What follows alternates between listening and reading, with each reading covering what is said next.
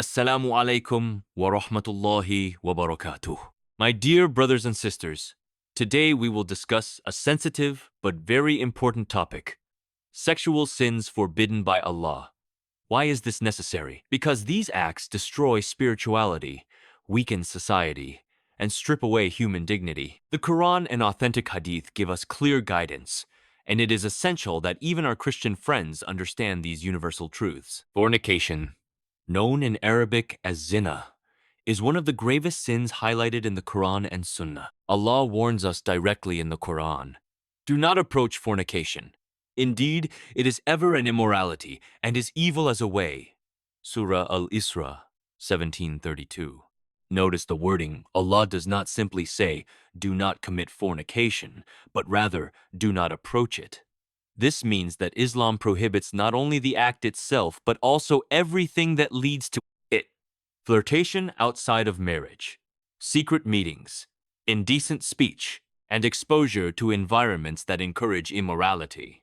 The wisdom behind this is clear.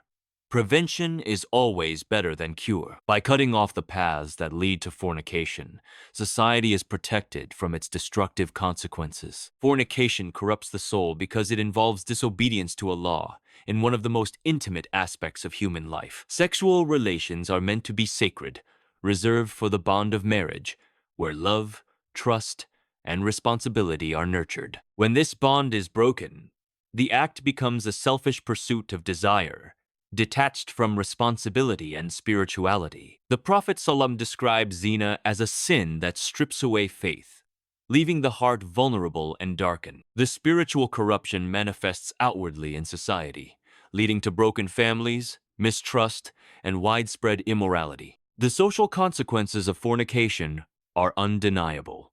Children born outside of marriage often face stigma, lack of stability, and emotional trauma. Families are torn apart when trust is betrayed, and communities suffer when immorality becomes normalized. In modern times, fornication has also been linked to the spread of diseases, both physical and psychological.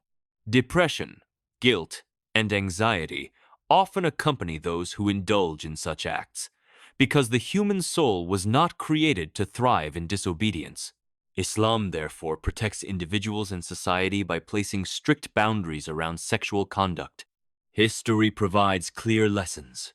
When societies tolerated fornication, moral decay quickly followed. The fall of many civilizations was preceded by widespread indulgence in sexual immorality, which weakened family structures and eroded discipline. In contrast, when societies upheld chastity and valued marriage, they enjoyed stability, strong family bonds, and healthier communities. The Islamic civilization, at its height, emphasized modesty and family values, which contributed to its strength and resilience. On a personal level, fornication often begins with small compromises. A person may think that casual conversation, secret messaging, or private meetings are harmless, yet these small steps open the door to temptation. That is why the Quran commands us not to even approach zina.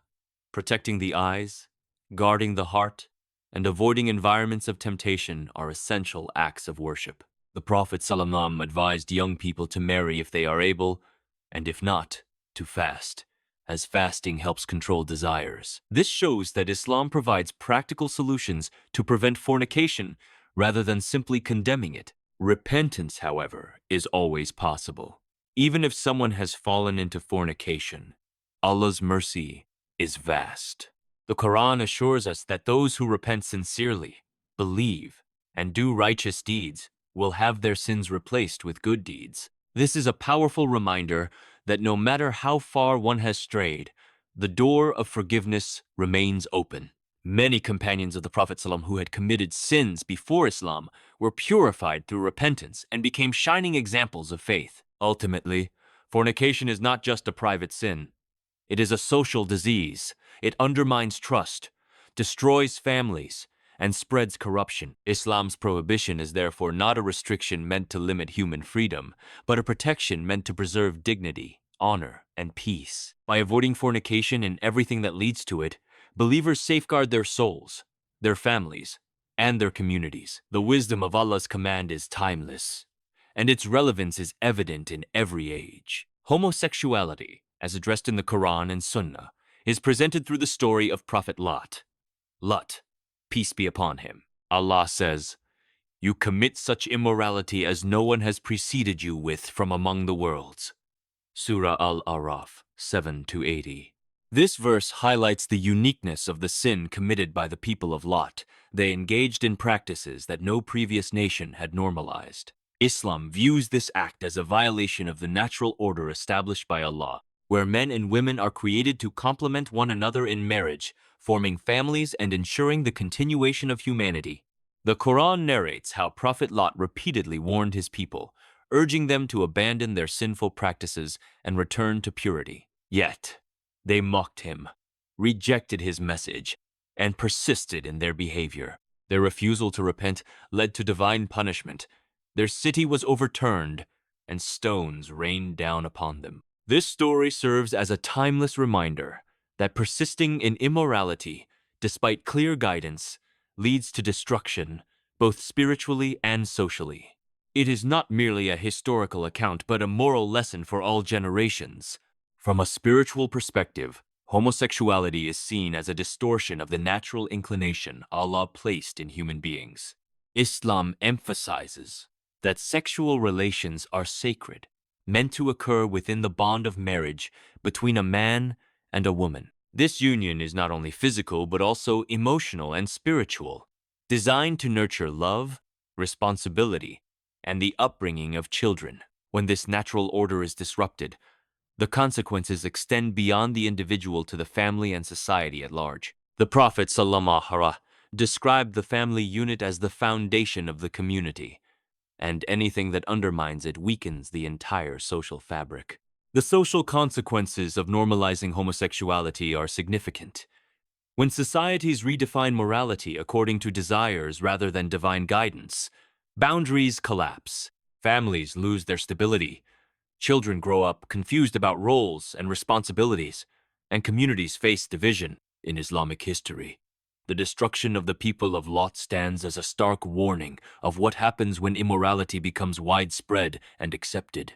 Their downfall was not only physical but also moral. They lost their sense of shame, dignity, and respect for divine law. It is important to note that Islam does not encourage hatred or cruelty toward individuals who struggle with same-sex attraction. The religion distinguishes between the inclination and the act. Having a tendency is not sinful in itself. Acting upon it is what constitutes disobedience. Islam calls for compassion, guidance, and support for those who face such struggles, reminding them that Allah's mercy is vast and that repentance is always possible. The door of forgiveness remains open, and sincere effort to resist temptation is rewarded by Allah. In today's world, where homosexuality is increasingly normalized and even celebrated in many societies, the Islamic perspective remains firm.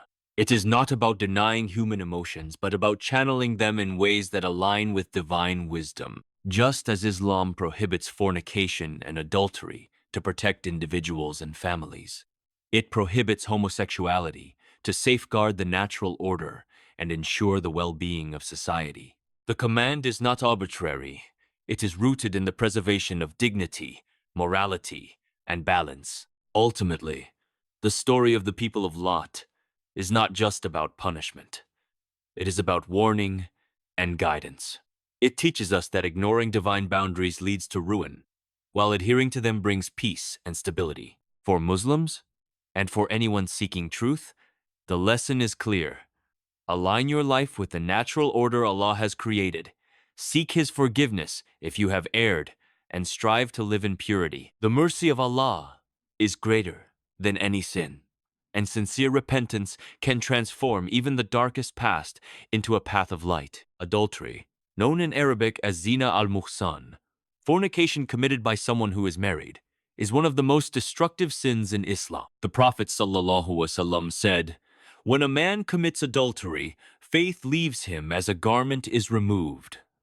Sahih al-Bukhari. This powerful statement shows that adultery is not just a moral failing, but a direct rupture in one's relationship with Allah. Faith, which is supposed to clothe and protect the believer, is stripped away when a person betrays the sanctity of marriage. Marriage in Islam is a sacred covenant.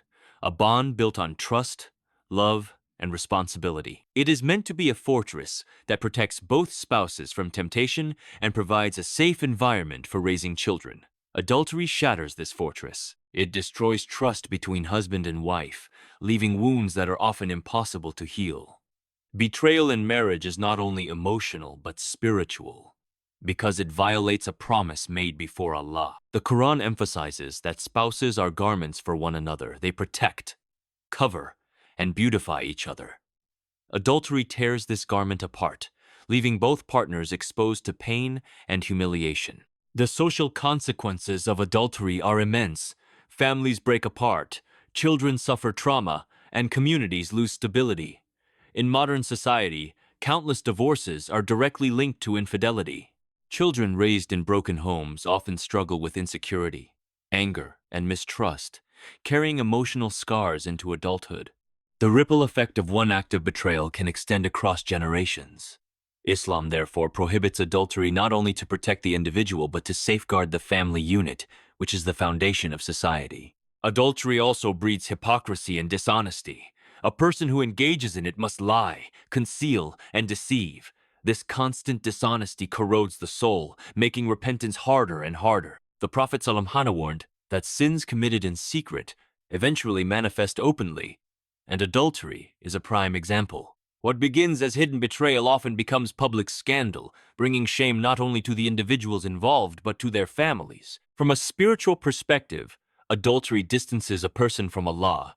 The act is driven by uncontrolled desire, prioritizing fleeting pleasure over obedience to divine law. The Quran describes believers as those who guard their chastity, except with their spouses. By stepping outside of this boundary, a person disregards Allah's wisdom and undermines the very purpose of marriage. The Prophet ﷺ also taught that adultery is one of the sins for which punishment is severe in this world and the hereafter, emphasizing its gravity. In today's world, adultery is often normalized or even glamorized in media and entertainment.